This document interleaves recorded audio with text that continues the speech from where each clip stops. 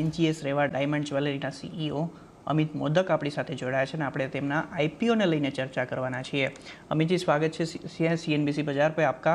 खास तौर पे आपसे ये पूछना चाहेंगे आईपीओ लाने का पर्पस क्या है और आप किस हिसाब से आपका प्राइमरी ऑब्जेक्टिव रहा है? ये प्राइमरी आईपीओ है। पूरा का पूरा पैसा जो है it will come in the books, company के बुक्स में आएगा। और ये प्राइमरी आईपीओ कंपनी के बुक्स में आने से सेम फंड्स जो है जो कंपनी के एक्सपेंशन के लिए यूज किए जाएंगे। कंपनी प्रपोज कर रही है कि आईपीओ के जो फंड्स जुटे जाएंगे वो जुटे हुए फंड से, कलेक्टेड फंड से company will setup 15 EBOs, exclusive business outlets within Maharashtra and outside Maharashtra.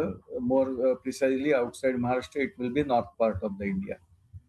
So it will be for the expansion and addition and exponential growth in the number of outlet as well as the business presence. जी, तो आपने साथ में store expansion का plan का जिक्र किया है, तो महाराष्ट्र के बाहर भी एक्सपांसन का क्या प्लान है और कौन से सिटी टारगेट कर रहे हो आप?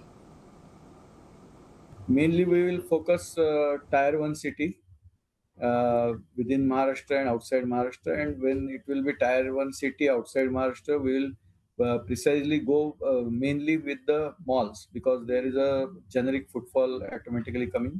So brand awareness will come automatically because outside Maharashtra हमारा ब्रांड का इतना प्रेजेंस नहीं है जितना महाराष्ट्र के अंदर है।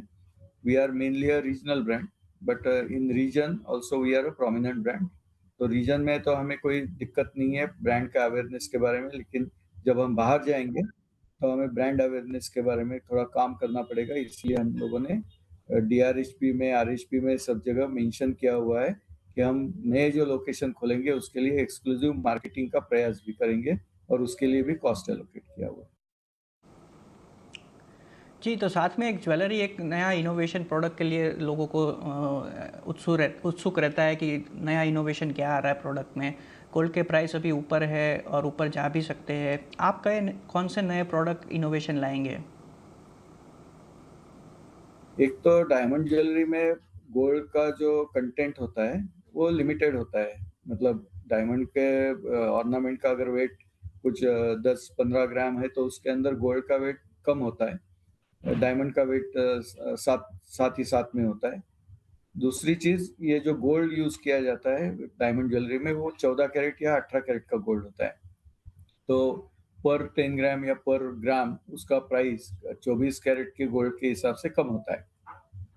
दूसरा चीज ऐसा है कि गोल्ड का प्राइस जैसे बढ़ रहा है वैसा inclination towards studded jewellery, diamond की जो ज्वेलरी है उसके ऊपर लोगों का ध्यान और आकर्षित हो रहा है क्योंकि उसमें गोल्ड कंटेंट कम है, डायमंड कंटेंट ज्यादा है। तो एट रीजनेबल प्राइस उनके गले में या हाथ में या कान में अच्छा खासा साइजेबल ज्वेलरी वो पहन सकते हैं। प्लेन गोल्ड ज्वेलरी में आज के दिन में प्राइस बढ़ जाने से उनको साइज कट करना पड़ रहा है। तो वो प्रॉब्लम डायमंड ज्वेलरी में नहीं है और diamond jewellery is a growing market. Statistics भी यही कहता है बाजार के अंदर कि जो 6 से 7% से ग्रो हो रहा था मार्केट वो आज के दिन 10 से 12% तक ग्रो हो रहा है। जी, शुक्रिया अमित जी आपकी आईपीओ की डिटेल्स देने के लिए। तो आ साथे